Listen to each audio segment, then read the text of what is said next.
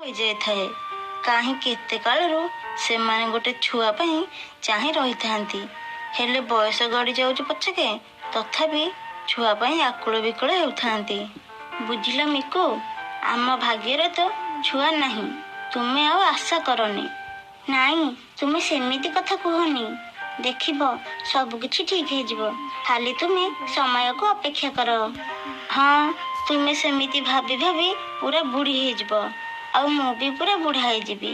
ଶେଷରେ ଆମ ଜୀବନ ବି ଚାଲିଯିବ। ଆଉ ଆମର ଏଇ ଟିକକ ଆଶା ଆଶାରେ ରହିଯିବ। ନା ଟିକୁ, ତୁମେ ଏମିତି କୁହନି। ପିଲା ଛୁଆ କ'ଣ ପାଇଁ ଖୋଜନ୍ତି କହିଲ? ବୁଢ଼ା ବୁଢ଼ୀ ବୟସରେ ଟିକେ ଦେଖାଶୁଣା କରିବ, ଆଉ କିଛି ନୁହେଁ। ଗୋଟେ ଛୁଆଟା ଆସିଲେ ଘର ପୁରା ପୁରି ଉଠେ। ବହୁତ ଖୁସି ବି ଲାଗେ। କ'ଣ ତମେ ଏ କଥା ଜାଣିପାରୁନ? ହଁ, ହଉ ଛାଡ଼ ସେ କଥା। ଚାଲ, ରାତି ହେଲାଣି, ଶୋଇପଡ଼େ। ତାପରେ ସେମାନେ ଦୁହେଁ ଶୋଇଗଲେ। କିଛି ସମୟ ପରେ ରାତି ପାଇ ସକାଳ ହେଲା।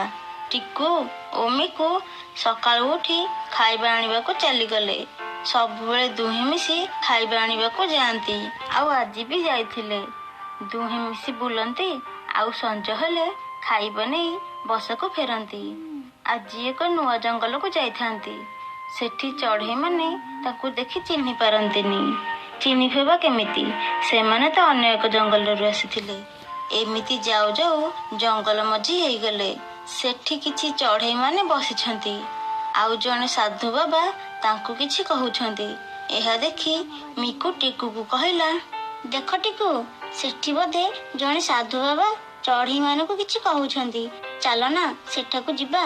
କ'ଣ ପାଇଁ ତୁମେ ଏକଥା କହୁଛ ମୁଁ ଜାଣିପାରୁଛି।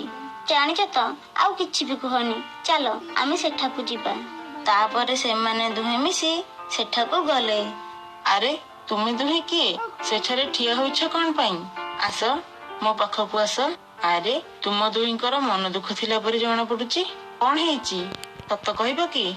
ସାଧୁ ବାବା, ସବୁ ଚଢ଼େଇ ଅଛନ୍ତି। ତାଙ୍କ ପାଖରେ କହିବାଟା ଉଚିତ ହବନି। ଯଦି ଆପଣ ଏକୁଟିଆ କଥା ହୁଅନ୍ତେ ଭଲ ହୁଅନ୍ତା। ଆଚ୍ଛା ଶିଷ୍ୟଗଣ, ତୁମେମାନେ ଏବେ ବିଶ୍ରାମ ନେବାକୁ ଚାଲିଯାଅ। ତାପରେ ସବୁ ଚଢ଼େଇମାନେ ସେଠାରୁ ଚାଲିଗଲେ। ଏହା ଦେଖି ମିକୁ ଚିଲ ବାବାଙ୍କୁ ସବୁ କଥା କହିଲା। ଏହି କଥା ପାଇଁ ଚିଲ ବାବା ମିକୁକୁ କିଛି ଉପଦେଶ ଦେଲେ। ଶୁଣ ମିକୁ, ତୁମେ କ'ଣ ଏବେ ବି ମା ହେବାକୁ ଚାହୁଁଛ? ତେବେ ତୁମକୁ ମୋ କଥା ମାନିବାକୁ ହେବ। ଆଜ୍ଞା ସାଧୁ ବାବା, ଛୁଆ ପାଇଁ ମୁଁ ବିକଳ ହୋଇ ଚାହିଁ ରହିଛି। ଆପଣ କୁହନ୍ତୁ, ମୁଁ ଆପଣଙ୍କ କଥାକୁ ମାନିବି। ତୁମକୁ ନୁହେଁ ମିକୁ, ଏସବୁ ଟିକୁକୁ କରିବାକୁ ହେବ। ଆଜ୍ଞା ବାବା, କୁହନ୍ତୁ, ମୁଁ ସବୁ କରିବି। ଏଇ ଜଙ୍ଗଲର ପଶ୍ଚିମ ଦିଗରେ ଗୋଟେ ଗୋଲାପ ଫୁଲ ଗଛ ଅଛି। ତୁମେ ଯାଇ ସେ ଗୋଲାପ ଫୁଲ ଗଛକୁ କହିବ କି ମତେ ଚିଲ ସାଧୁ ବାବା ପଠେଇଛନ୍ତି। ବାବା, ତାପରେ କ'ଣ କରିବି? ତୁମେ ଯାଅ, ତାପରେ ଯାହା ହେବ ସେ ଗୋଲାପ ଗଛ ତୁମକୁ କହିବ। ସେଠୁ ଦୁହେଁ ମିଶି କିଛି ବାଟ ଗଲେ। କିଛି ବାଟ ଗଲା ପରେ ମିକୁ ତା ବସାକୁ ଚାଲିଗଲା, ଆଉ ଟିକୁ ଚିଲ ବାବା କଥା କହିଥିବା ଅନୁସାରେ ଆଗେଇ ଚାଲିଲା। ସେଇ ଜଙ୍ଗଲର ପଶ୍ଚିମ ଦିଗ ଆଡ଼କୁ ଯାଉଥାଏ। ଏମିତି କିଛି ବାଟ ଗଲା ପରେ ସେ ଗୋଲାପ ଫୁଲ ଗଛକୁ ବହୁତ ଖୋଜିଲା। କିଛି ସମୟ ପରେ ସେ ଗୋଲାପ ଫୁଲ ଗଛ ପାଇଗଲା।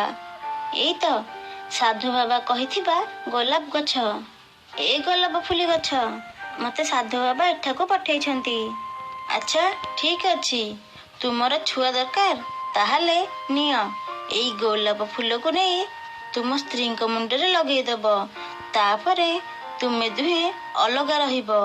ଆଉ ତା ପରଦିନ ସକାଳୁ ଏହାର ଚମତ୍କାର ଦେଖିବ। ଆଉ ଶୁଣ, ଏଇ ଛୁଆ